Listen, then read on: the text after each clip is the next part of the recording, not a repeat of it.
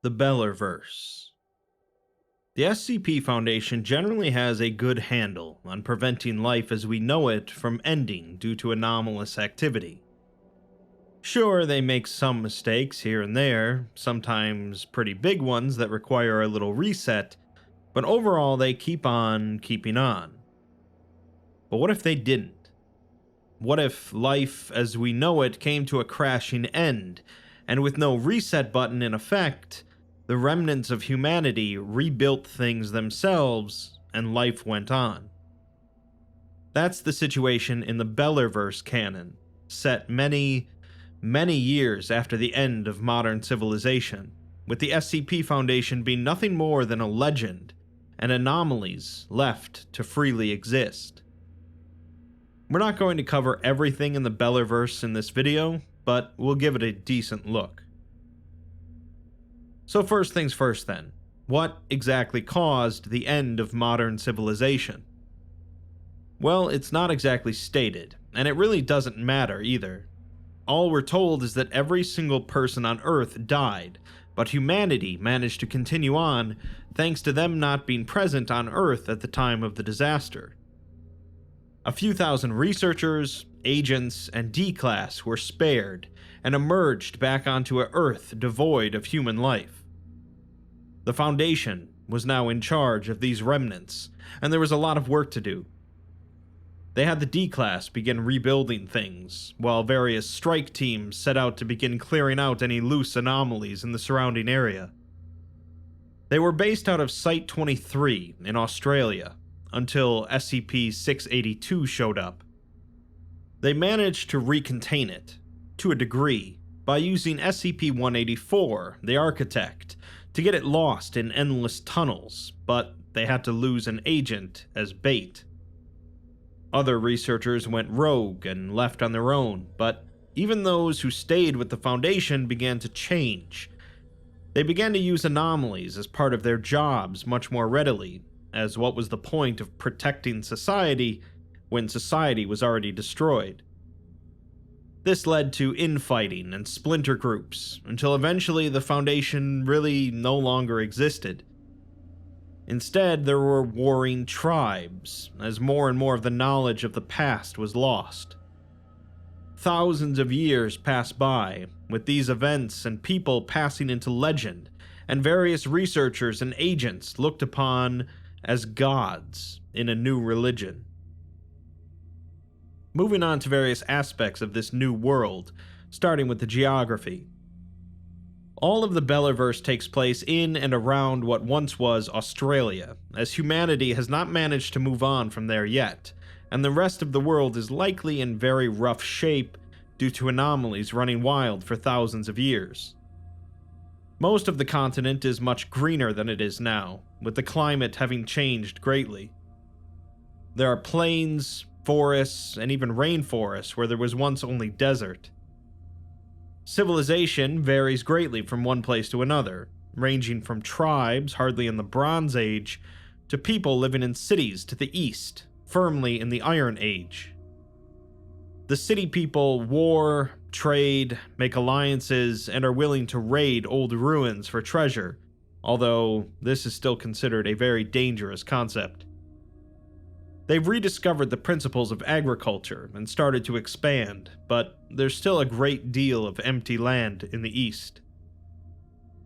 The Tribesmen live throughout the rest of the continent, with some tribes being nomadic while others have permanent settlements. They tend to avoid old ruins and places where strange things live, but they're also much more likely to encounter such things. There are also people inhabiting the islands around Australia, the first ones to try and branch out from the safety of the main continent. No one, however, from city people to tribesmen, will go to the south of the continent willingly. This is the home of the Everman, and is patrolled by the Walking Dead, the New Men, and other monsters he's collected over the years. Continuing on, the senior staff members that survived the apocalypse went on to become thought of as gods by the people of the New World. Some of them did everything they could to secure this legacy, while others just did their jobs. But either way, they've become part of a new pantheon. Dr. Gears eventually became known as Geir, the god of smithing and technology, chief among the gods. Dr. Clef became Caliph, god of the underworld, who judges the righteous when they die. And Dr. Bright became Abert, the god of death, who judges the wicked when they die. The agent, who died as bait for SCP-682, became known as Starel, the first king. According to legend, he fought the dragon Sikate in the home Saitu, and both were sealed to protect the world. There are also numerous local gods, some of which replace gods from the pantheon, and some which simply supplement it. Each tribe and each city has their own local version of the pantheon, and their own version of events. Of course, as mentioned, there are plenty of anomalies still about, known as wonders and monsters. Wonders are relatively rare, but most city-states have a few that are locked up by the powerful and wealthy. They can also still be found in ruins or in abandoned saitus, or sites. SCP objects obviously vary greatly in how safe they are to possess or be around, and how potentially useful they might be to an individual or group. Monsters, on the other hand, are exactly that. Anomalous creatures dwelling in the new world. The people living in this new world are not nearly as capable of combating or containing such things as the Foundation was, but life continues to go on. The rest of the Bellerverse then consists entirely of various tales, of which there are currently 21. It would be a disservice for me to only briefly summarize most of these tales, so instead let's just look at a few in greater detail. The first is titled The List of Wonders, and it concerns the namesake of the Bellerverse, a man known only as the Beller. Since this is not only the first tale in the canon, but is also a very good one, I'm going to read it out verbatim. The Beller walked through the waste, leaving no tracks. He was a tall, lanky man with black hair and beady eyes. He wore a blue jacket over a red skirt of patches and rags, with a small, tongueless bell at his throat, and a ring with the sign of York, the patron saint of thieves and rogues. Beller wasn't his real name, of course, but he made it a habit never to tell anyone his real name. He said it was because his people were afraid to give out their real names. Most people assumed he was wanted under the name he was born with. He was certainly wanted enough under his new one, and unwanted in some places. He knew the ways, though. If anyone could get you from one city to another, it was him. Extra if he'd been outcast by the locals. If you wanted a relic from the old places, he knew where you could buy it. Or, if the price was right, he'd fetch you one himself. The water skin at his side was empty. Water was plentiful in the waste, and it was one less thing to weigh him down. The real problem was food. Nothing grew in the waste. There were occasional birds and animals crossing the damp sands, but no trees or grasses of any sort. The Beller knew the waste well. He'd used its trackless spaces to escape pursuit many times. Today, however, he was looking for someone else. In the distance, a rocky promontory poked up over the dunes like the back of a beetle. He'd spotted it the day before, and he would reach it in a few more hours. "Ho, Beller!" a voice called out. The Beller tensed, reaching for his sword. He relaxed after he spotted a man atop a dune, wearing thick leather robes. "Benenum, I've come to visit you." The man began walking down the dune to the Beller. He smiled, his blue eyes almost seeming to shine from under the leather skull cap worn low over his forehead. I thought as much. I spotted you yesterday. What brings you here? I found some writings, and I want you to tell me what they mean, the Beller said. He held up the box with the handle he'd found. He'd found it across the world after he tried to rob a wizard's home and fell victim to an enchanted pool. A briefcase full of secrets. I'm surprised it's intact. Well, follow me. I've built up a small camp, and we can speak more there. This was how it always went with Benedum. He always met Beller within a day of the rocks, with a campsite set up. The Beller had never been to the rocks themselves, and he didn't know anyone who had. Benedum looked to be in his middle years, but he'd been in the waste as long as the Beller had heard. Some said he was as old as the waste itself. He certainly knew enough of the lost days. The hermit led him up the dune into a small tent, made from leather and with the bones of some great beast for supports. There was a small metal contraption with fire rising from it. So, let's look at your case, the hermit said, reaching for the case with his leather gloves. He opened the clasp with hardly a glance, though it had taken the Beller several minutes to figure out. He pulled out the papers, yellow and brittle, and began to read them over. He sucked in his breath and asked, "Where did you find this?" "In a fortress built into a mountain far across the sea. One of the fortresses of the Old Order." He could hardly keep the excitement from his voice.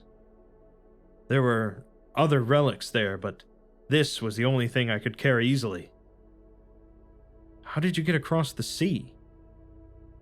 "Never mind. Do you realize what you have?"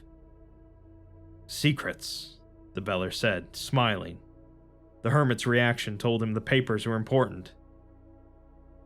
"You could say that," Benedum said, slowly nodding.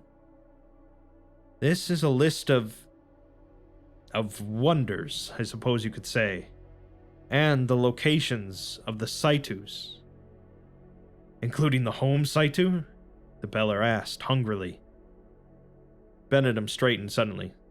"Beller, no. You don't know what's in there.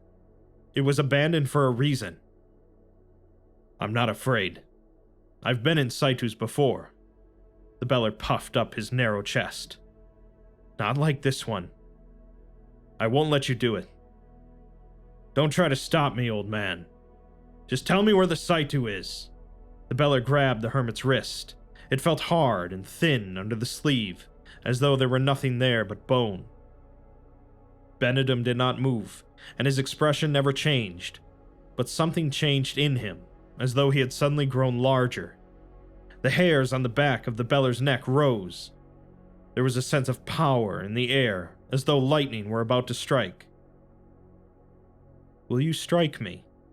the hermit asked. The Beller took his hand from Benedum, and he looked away, embarrassed despite himself.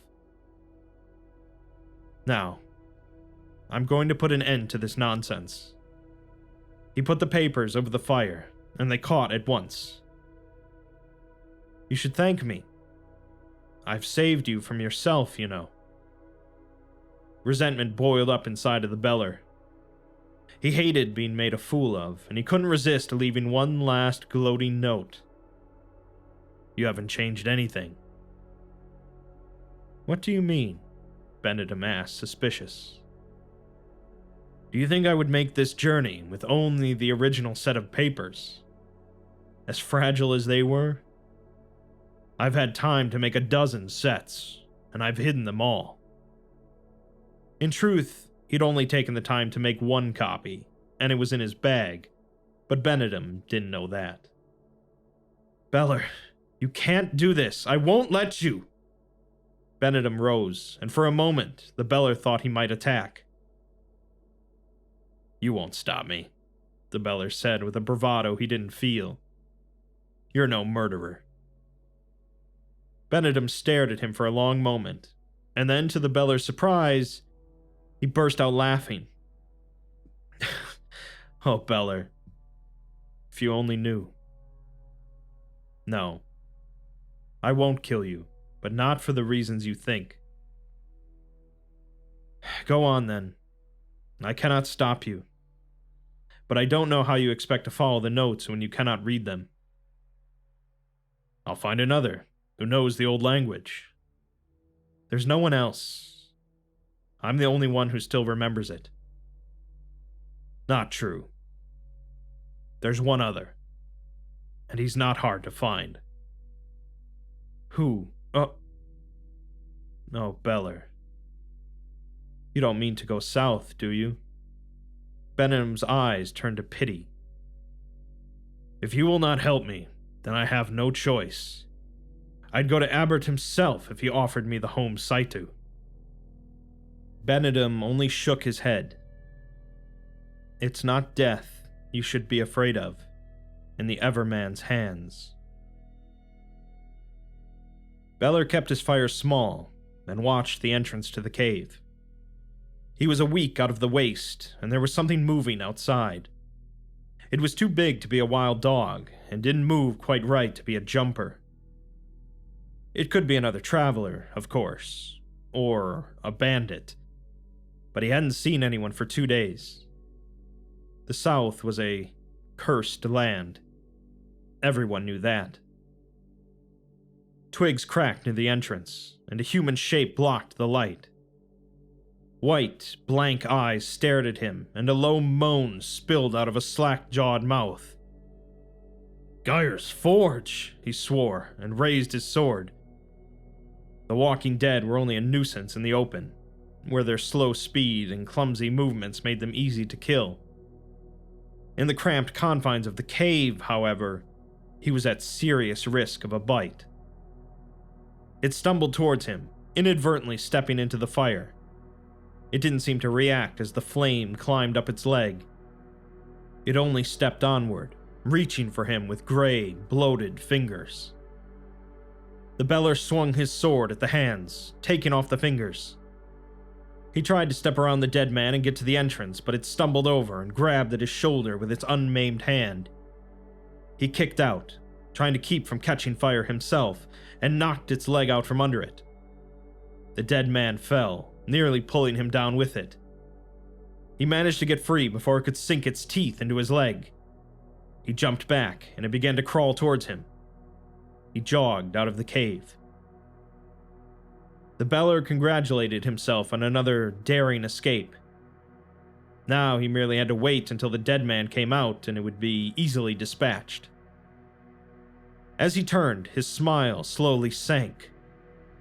The crawling dead was hoisting itself through the dead leaves that had built up around the cave's entrance, and they began to ignite. Beller looked at the dry chaparral around him, and then back to the cave, where all of his supplies were. Caleb's balls! He cried in dismay, and then took off his jacket, trying to use it to beat out the flames. The dead man continued to try to bite him, even as he tried to extinguish it and the bush around it.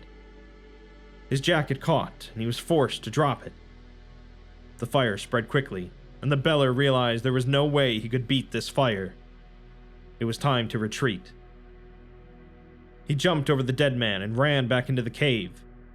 The smoke was thick and choking. He grabbed his pack and then turned and ran again, coughing as he went. He jumped over the zombie's last pitiable swipe at his feet and ran, looking for a stream, a river, anything. As he did, he felt an odd warmth at his back. He looked over his shoulder and saw smoke rising from his pack. Madly, he swung the pack off and then rifled through its contents, grabbing the papers before they could be harmed, and then threw the pack away with a curse. He started off again, stumbling in the darkness away from the orange glow that was rising behind him. The Beller waded through waist-deep water, his precious bundle held high over his head. He'd been wandering in this godforsaken swamp for days now. He hadn't seen so many leeches since the jungles in the Northlands. In the distance, he heard the roar of a bull crocodile. He shivered. He hadn't seen too many of the great reptiles since he'd entered the swamp, but he knew how powerful their jaws were. He finally made it up onto the next island, He'd been staying on land as much as possible, trying to avoid the water where he could. He wished he'd had his axe and his rope. He could have put together a boat. It would have made this trip much more pleasant. After drying off his sword and knife, he took his boots off so they'd have a chance to dry at least a little, and began checking himself for leeches.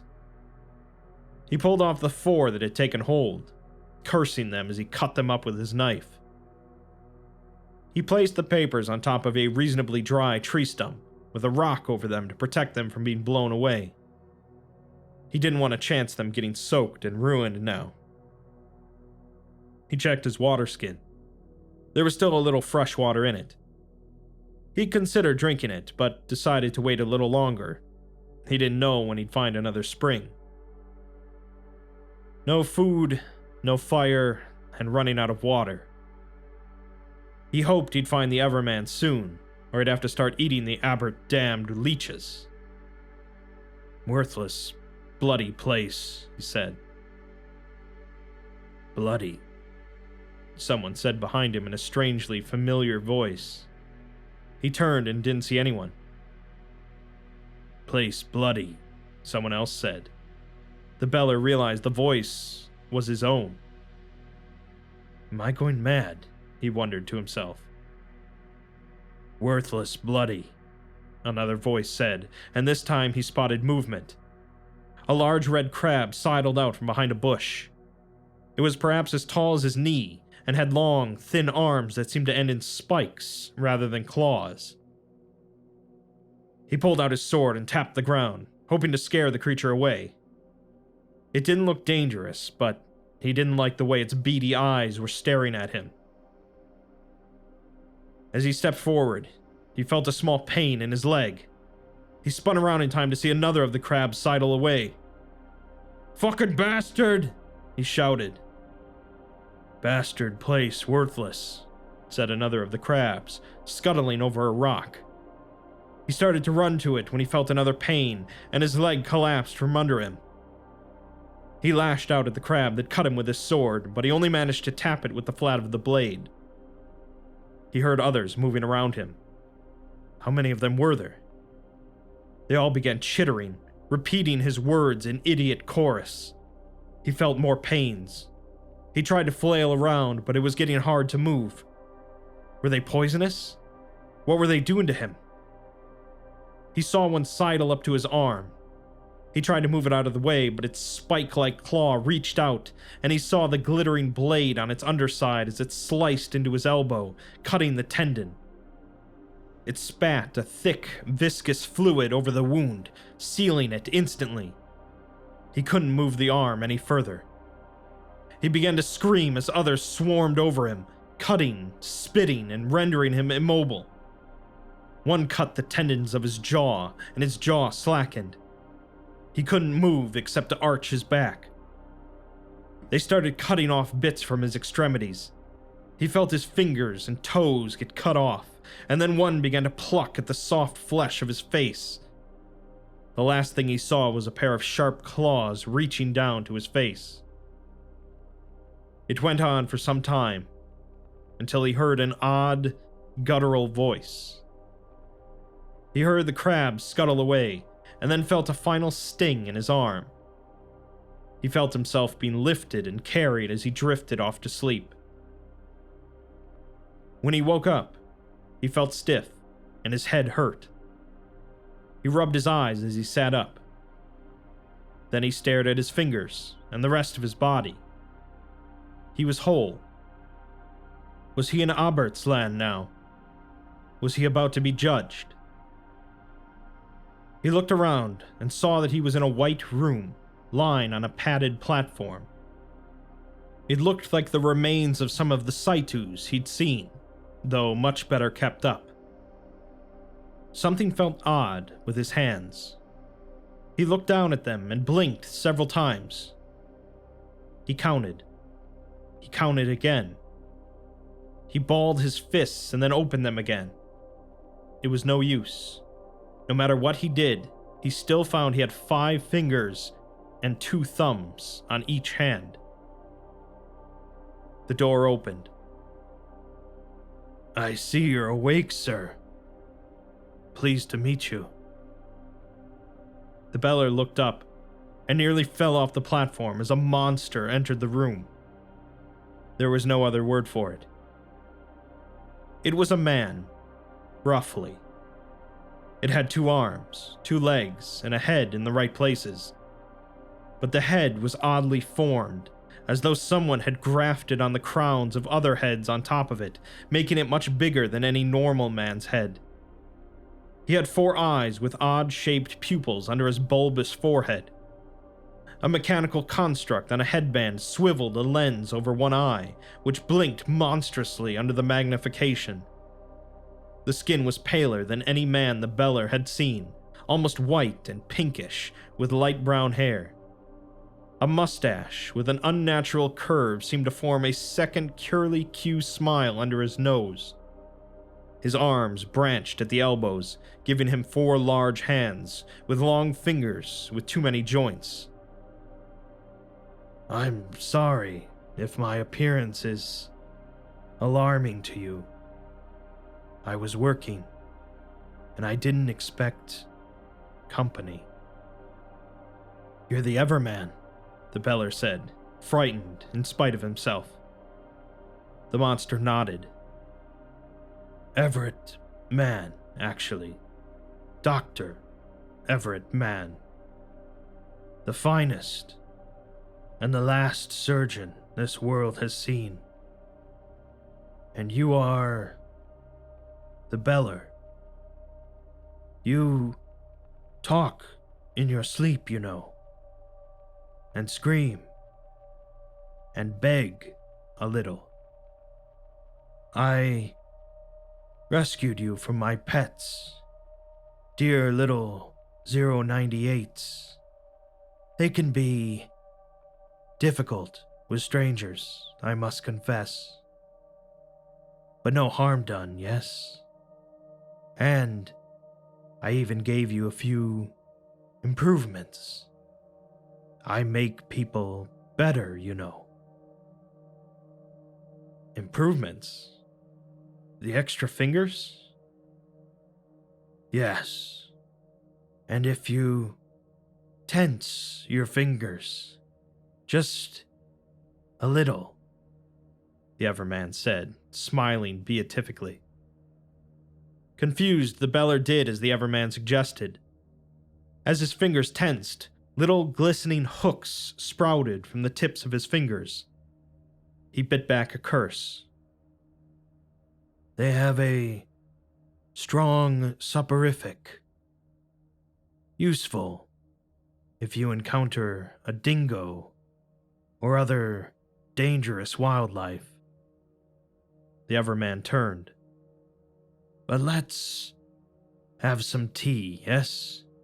Proper and civilized. The Beller followed him down the hallway, glancing around as he did, trying to get his bearings in the strange building. There were many twists and turns, and many closed doors. He heard voices behind some of them, but none in any language he understood. Behind some, he swore he could hear moaning or weeping. Finally, they came to a large, spacious room, bare but for a small table in the middle of it. There were 2 chairs. The Everman gestured to one. After the Beller sat down, another door opened and a thing walked in. It was human-like, but not human. It had 4 legs, splayed out like an insect's, and it had arms that bent too many times. Its face was perfectly formed, and all the more disturbing for its apparent normality. It carried a silver tray. It approached the table and lifted the lid of the tray, revealing a ceramic pot with flowers painted on the side, 2 cups, and a bowl. The Everman took the pot and the cups, and then the bowl, placing them on the table. He poured the steaming tea into both cups. He looked up at the Beller and began to ask, Would you like... Wait. No, I suppose you wouldn't know about sugar in your tea. Well, it's like honey. I'll add some for you. How's that? He took small white cubes from the bowl and placed one in each cup. The Beller sipped his politely and found it tasted good. Sweeter than he was used to, but good. Thank you. It's very good. He wanted to remain on the Everman's good side. The Everman beamed. Thank you. The refined sugar is rather clever, I think. I developed a grub that exudes it as a waste product. It took all of the Beller's self-control to smile and swallow rather than spitting out his tea. So, when you found me, did you by any chance find some papers? Ah, yes. I wanted to discuss that with you. They are most interesting. The Everman steepled both sets of hands. Where did you find them?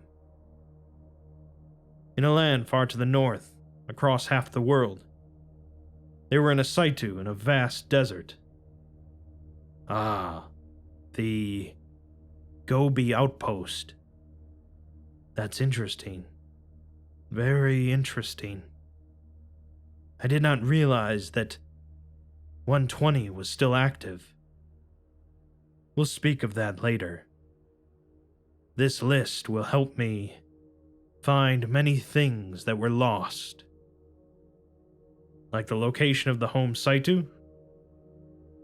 The home...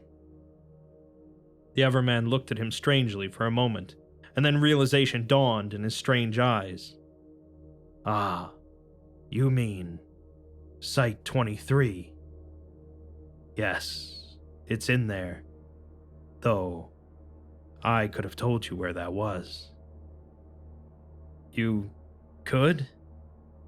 The Beller had been so focused on the papers, it hadn't occurred to him that the Everman wouldn't need them. No, he'd come from there too, hadn't he? Of course. It's to the west of us, and a little north.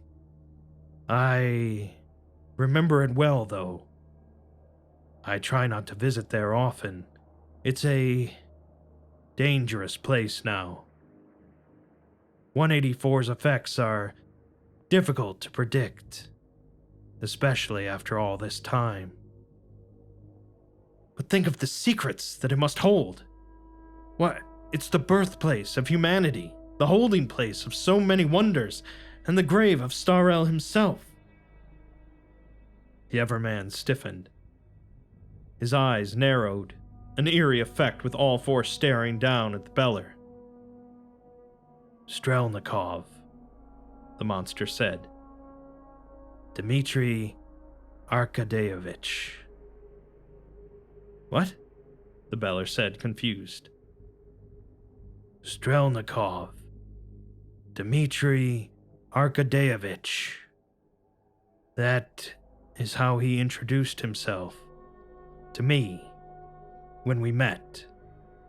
It is how I have always referred to him. It is how you shall refer to him. Yes, all right. Strelnikov Dmitri Arkadeyevich. No problem. Close enough. And yes, he is in there, with 682. Grave? Perhaps. A fitting tomb. He was the best of us, you know. We did so well when he was with us. What happened? The Beller asked, sensing the Everman wanted an audience. Yorick. It was all his fault. The Beller had a moment of panic, thinking to his ring, but realized that it was gone with the finger that had worn it. He hurt you? He turned them all against me. all my friends. Without Strelnikov Dmitri Arkadyevich, there was no one to defend me. And after all I did... He slammed two hands onto the table with enough force to crack the wood and tip over the pot and the cups. I was the one who solved the D-class problem. I was the one who suggested we alter their reproductive DNA. Rights may have done the work, but it was my idea. I was the doctor. I kept us all in health. I cured the diseases. I fixed the injuries. But did they remember that? No, they didn't care. They just wanted to stop my work. They said it was wrong, but I know the truth. They were jealous that I could see farther than my hands grasped the fire. Yorick. He hated me ever since the Raylan incident. He should have been grateful. I was his friend. I helped him. I only ever wanted to make him better. But did he care? He turned everyone against me. Cast out. No friends, no lab, nothing but my surgeon crabs to care for me. And all I ever wanted was to help people. Well, I'll show them. I'll show everyone. I'll make them better. They'll see. And they'll thank me for it.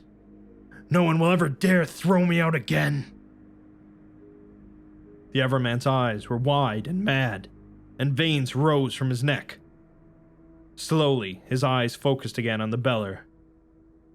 You won't leave me, will you? You're my friend, yes?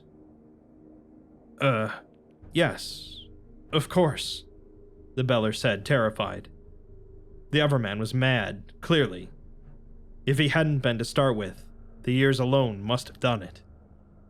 Good.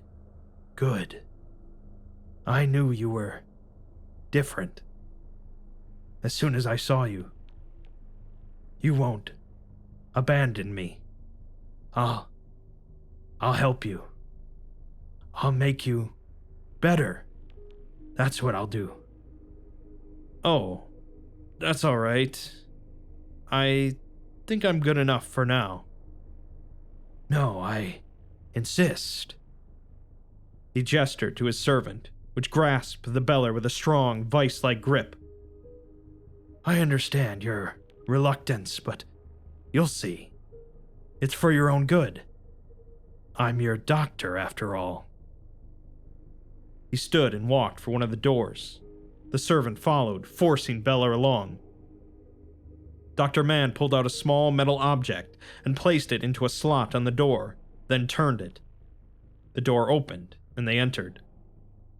The Beller found himself standing in a vast, brightly lit room containing hundreds of different relics. My collection. Various SCPs. Wonders, I think you call them. Many the Foundation never even knew. These are just the ones that can be stored together, you understand. Others would be more problematic. He continued walking down the aisles, past shelves, boxes, and crates. A broad-brimmed hat rested next to a silt-encrusted cup. A picture of a girl waved at him from a picture frame sitting by a ruby medallion. A stone cube twice as tall as a man, cracked in two. He hardly formed more than an impression of any of them as he was dragged past. They finally came up to a platform, like the one upon which he had woken up. 3 arms of metal and plastic rose above it. 212. I was lucky to acquire it. The Foundation never understood it properly.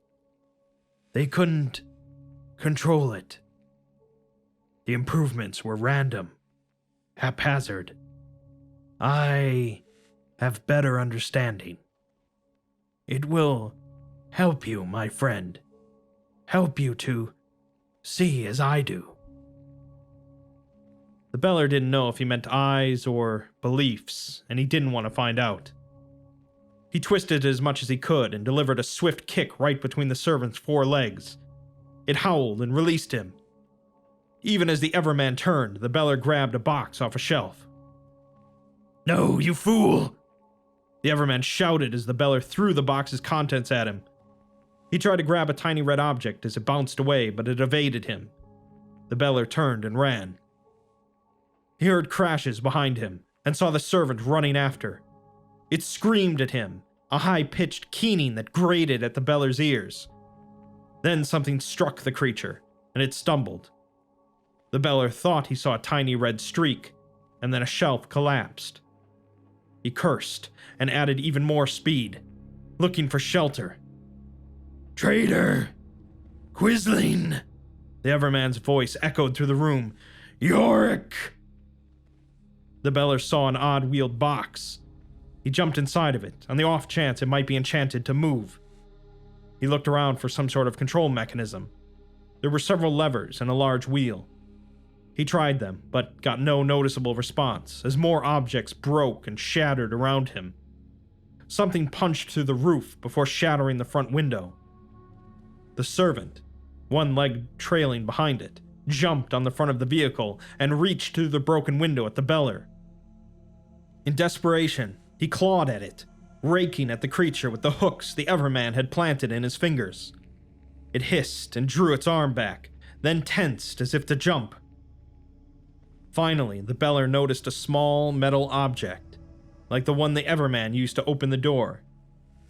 He grabbed it, praying to Geyer and Semaril to send him somewhere safe as he twisted it forward. There was a sudden and complete lack of sensation.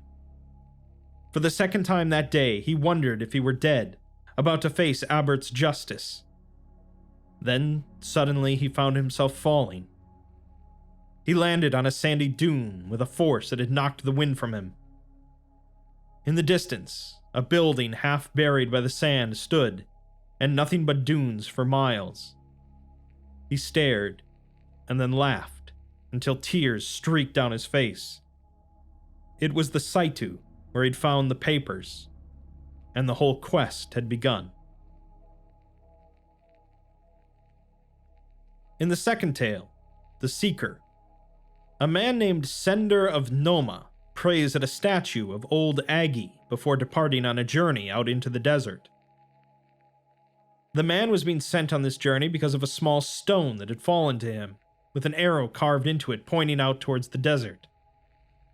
Sender knows he heads towards his death, but he goes regardless. He eventually comes upon the ruins of the first homes, now abandoned, and rests. He knows the ghosts of the dead are always close in the desert, but he's tired, and night had been upon him for hours. He's also lonely, as he had slept beside his wife for 38 years, but now he felt naked and cold without her warmth.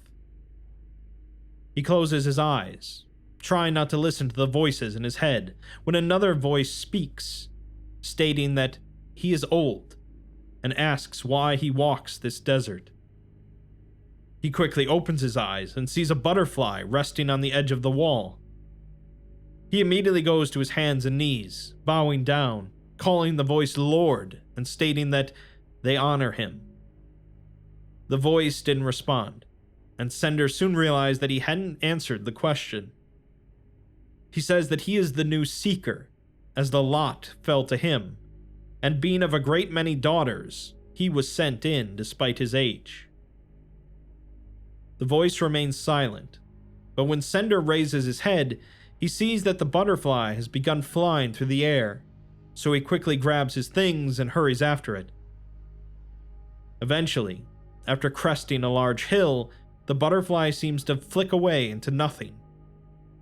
Sender didn't notice, however, as he was transfixed by the sight in front of him. Before him stretched a ruin unlike any he had seen before, and Sender had been a traveler in his youth. This ruin stretched for ages, for miles, or maybe further. It was made of metal and stone, and parts of it hurt to look at. He gave a prayer of thanks and dropped to the ground, his eyes closed. He had found it. even though hundreds of seekers before him had been lost to the desert. He had found the home Saitu, the city of the gods. He gave thanks to the Great Ones, to Agi, Draken, and Starel, rejoicing that he had been blessed. And had he taken his blessing and run back home, he would have lived out the rest of his days as a saint and priest. But he did not. Instead, he approached the ruins, stepping over the sharp stones as he winced in pain. He reaches the exterior wall and climbs it, dropping into the cracked courtyard as he feels a sense of ease wash over him. The gods had allowed him entry, so he was surely blessed, to the point of being the next prophet, perhaps. He walked through the large open doors nearby, smiling, not even noticing the deep cuts in the floor or the lingering smell of sulfur. He entered the building and began exploring its endlessly twisting rooms, marking off doors with a stone. He found the works of the gods littered and skewed about the room, laying broken and destroyed. He sighed, realizing that the true treasures would be far deeper in the city. As he turned to leave, he noticed that his rock was missing, the one that led him here. As he started to look for it, he heard a roar, unlike any he had ever heard. A sound worse than those the demons made when they were butchered, and it was quite close. He ran, although the doors were gone to wherever the ancients send such things as displease them, so Sender instead ran for a different path, hoping that somehow he would be given exit, that the gods would forgive him, even though he knew that they would not. He ran deeper and deeper, hearing the walls turning and crashing behind him, breaking into nothing as he heard the thing's voice calling out his name. The home Saitu was huge, infinitely long, and full of twists and turns.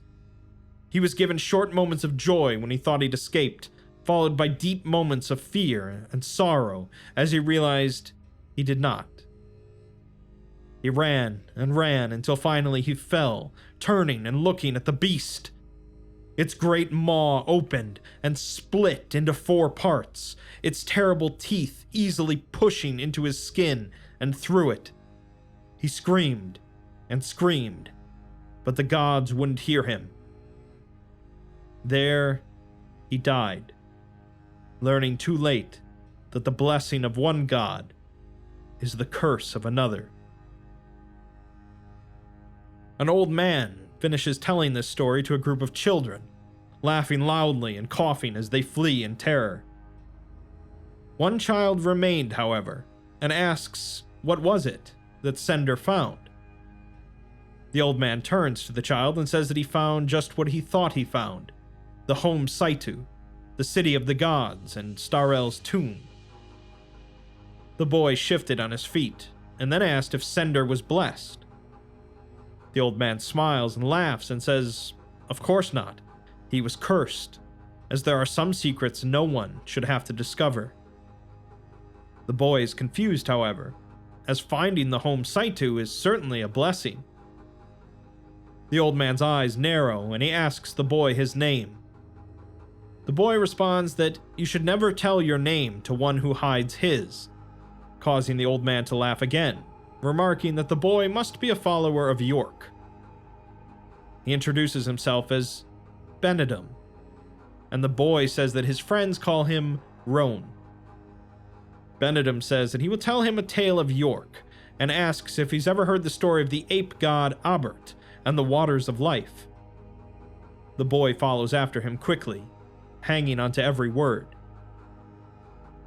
As we later learn in another tale, the boy known as Roan would eventually become known as the Beller.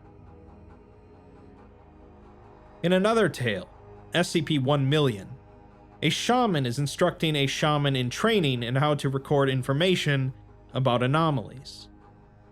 The trainee begins talking about where it lives, but the shaman smacks his knuckles with a stick, stating that you always begin with how to stop it, how to keep it held. What it is can wait until after. The trainee begins again, saying that the people must always be ready, keeping their eyes to the south to watch for the Everman. They must keep their eyes to the east to watch for the city people who pick among the ruins for toys they cannot understand. They must keep their eyes to the seas, for things that come across the waters are a deadly threat. They must keep their eyes inward, for the greatest threat comes from men who know. No man may enter the antechamber, but that he comes to light the fires once more, or else that he is a shaman going for a vision quest. He will enter with one other, and neither may leave except with the other. When they leave, they close the doors shut tight behind them.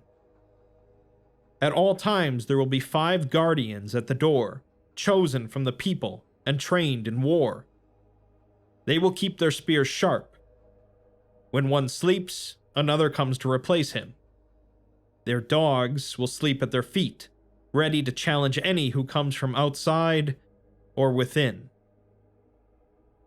With the containment protocols described, the trainee now moves on to explaining what the object is.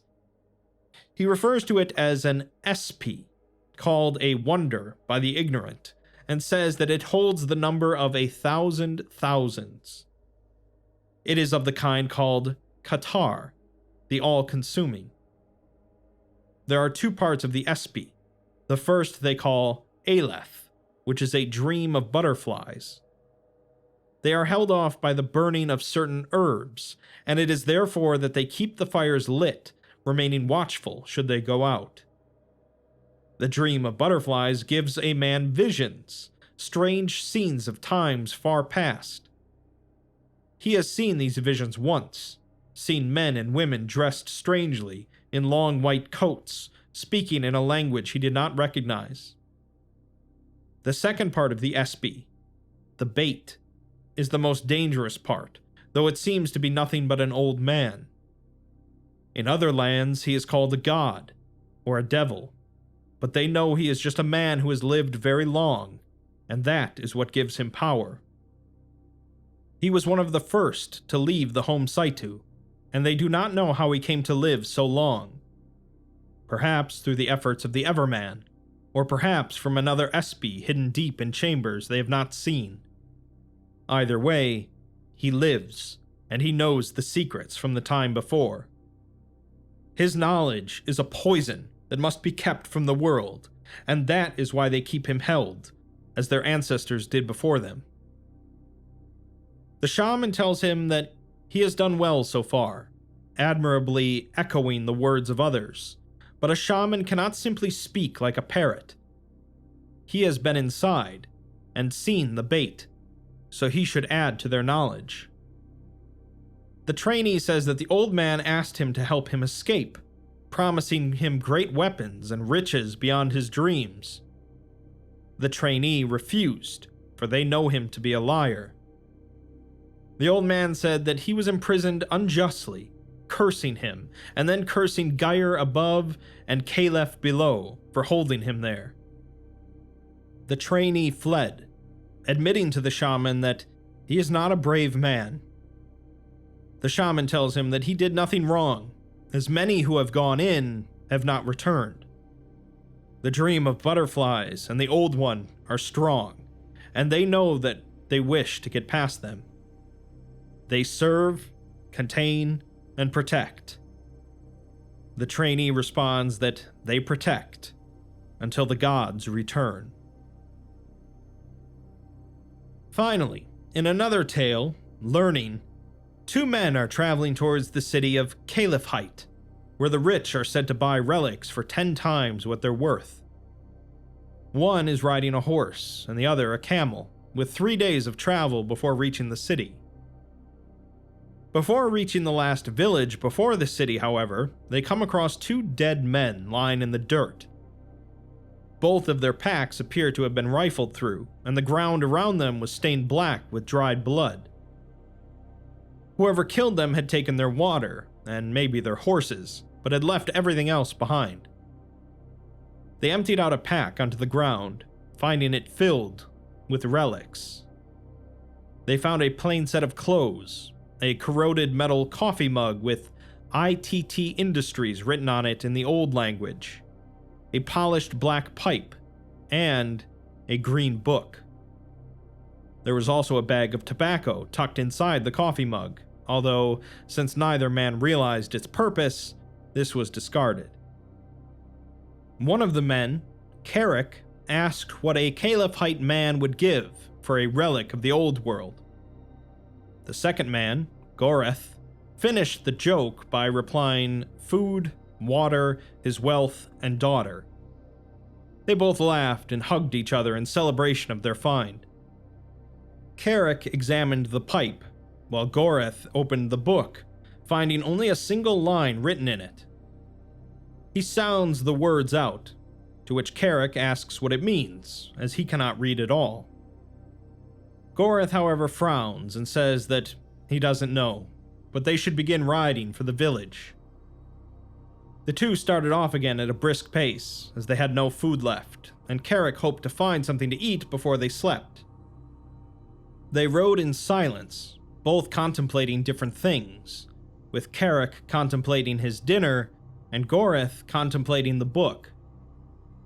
He could have flipped it open to any page, and yet he flipped to the only one with words on it. Before he could think any further on the matter, however, he fell from his horse, dying instantly. Carrick was irritated briefly, but then laughed a moment later, remembering that he was planning to kill Goreth anyways to avoid splitting profits. This was just as well for him, as now his only hindrance was tying Goreth's horse to his own camel. He did not realize that, had Goreth lived for another day and night, he would have become richer than either of them could have hoped. Carrick later arrived at the small village, where he didn't want to sell his wares, as everyone here was poor and no one had much need for relics. He needed food, however, or rather, he wanted food, and figured that buying something to eat here was more prudent than in Caliphite, at least until he made his fortune. He decided to sell one relic from the pack they had found, accepting nothing less than what he could use to buy a chicken here, and then he would eat, sleep, ride, and get rich. He laid out a blanket and displayed the relics, calling out to passerbys to come peruse his wares, the very stuff of legends. As he was showing off the black pipe to an elder, claiming that it was used for feeding infants by filling one end with goat's milk, a young girl, 8 years at most, wandered over. The elder walked away, shaking his head, and Carrick scowled as he turned to the girl. He asked her what she needed, his voice seeping with sarcasm and acid, causing her to cringe back. She tells him that her mother told her to fetch them a chicken for dinner, and showed off the coin she had been given. Carrick brightened at this, thanking York for the fool in front of him, and told her that her mother surely wouldn't mind it if she browsed for a moment. He bid her to look at the wonders before her and tell him what catches her pretty eye. The girl immediately went for the book, which Carrick thought to be odd, but he remarked on it being a wizard's tome. The girl opened the book and gasped, remarking that her grandmother showed her these letters before she died, so she knows the sounds they make. Carrick thought this was a useless skill, but told her that this was fate, as no doubt her grandmother wanted her to take this book. He tells her that this is worth much more than a tired old chicken, as this book is magic. The girl begins to dismay that she only has one little coin, but Carrick goes down to one knee in front of her, telling her that he cannot interfere with fate. She should take the book, and he'll only take the one coin for it, even though the wizard's tome is worth its weight in silver. He then instructs her to run home, for surely her family will shower her with praise for the magic she has brought into their lives. The girl threw her arms around Carrick in a tight embrace before running off, clutching the book to her chest. Carrick then only remarked on how stupid she is, before collecting his things and heading off towards the chicken coop. When the girl arrived home, however, her mother began shrieking in anger at what she had done, slapping her across the face and screaming that they cannot eat a book. She hurls the book out through the doorway and screams at the girl to sleep outside to see if the book keeps her alive. The young girl slipped outside, crying, finding the book and slamming it with her fist.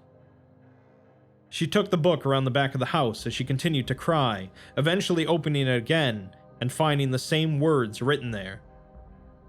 The words now felt decidedly unmagical, and she cried herself to sleep. She awoke, however, in the most beautiful place she had ever seen, a wonderland with a vivid landscape of trees and valleys and mountains in the distance.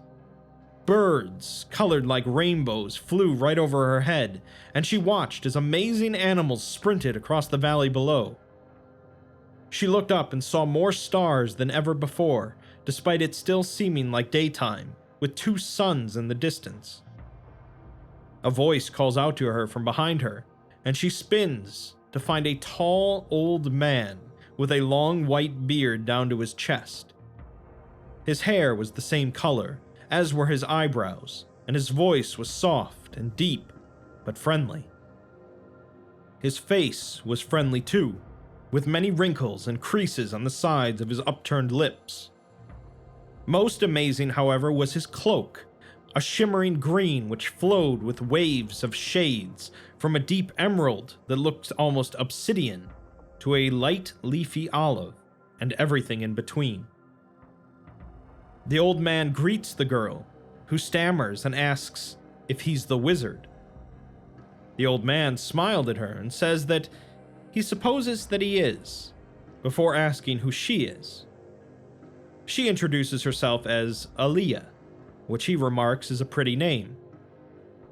He asks if she knows where she is, causing the girl to gaze about shyly. She had never seen the animals before, and had never seen a sight so beautiful. She asks if she's in heaven, and the old man laughs in a kind way, stating that she is not in heaven, as she is far too young to see the afterlife. That's for old men like him. No, instead, she is in the book that she found. He calls himself the bookkeeper, but she may call him whatever she likes, and in here, he supposes a wizard is about right. She says that the book had words in it, but even though her grandmother showed her the letters, she can't read very well. The bookkeeper then invites her to walk with him, as he hasn't had company in a very long time. The two begin walking through the marvelous forests and valleys, as the bookkeeper answered all of her questions. She remarks that the book was magic after all, and the bookkeeper says that when people visited him before, it was a very different time, when people had all they needed and knew all they could hope to know. Aaliyah correctly guesses that he's referring to the old world, and he says that he's gone a long time without any visitors, so he's very happy she's come here. He asks her if she'll come back again, to which she responds that of course she will, as this place is wonderful. His expression then turns somber, and he says that she has to promise him something, as he made a mistake in the old world, one that he will never let happen again. She has to promise him that she'll keep being happy in her world. She may visit as often as she likes, and he hopes that she does, but she has to remember her promise, and live in her world as much as she does in his. Aaliyah nods with energy, and then asks him what the words in the book said, as she doesn't know the sounds. The old man replies that the words are, "A hero is born," and asks how much she knows about the letters her grandmother showed her. She responds not very much, as her grandmother only knew a little bit as well. The bookkeeper dropped his smile and looked puzzled, telling her that they should start there then, and asks if she'll let him teach her how to read. If you haven't figured it out yet, the book discussed here is SCP-1230, which causes readers to dream of a vivid fantasy world controlled by the bookkeeper, who creates whatever fantasyscapes and adventures the reader wishes. The mistake that the bookkeeper is referring to is from a Foundation researcher that refused to ever leave the fantasy, spending 200 years in there before dying in real life. The bookkeeper must have waited a very long time indeed before Aaliyah finally managed to enter the book. This will conclude my overview of the Bellerverse, a wonderfully unique and fantastical part of the SCP universe. Obviously, I only covered a few of the tales written in this canon, and hopefully more will be written in the future, but I hope that you'll take some time to read the others for yourself. While it's of course a post-apocalyptic setting, with people living in the forgotten ruins of modern civilization, it's also a rather optimistic setting, as life continues to go on despite all the odds. The Bellerverse may not have the foundation, but it more than makes up for it with heart.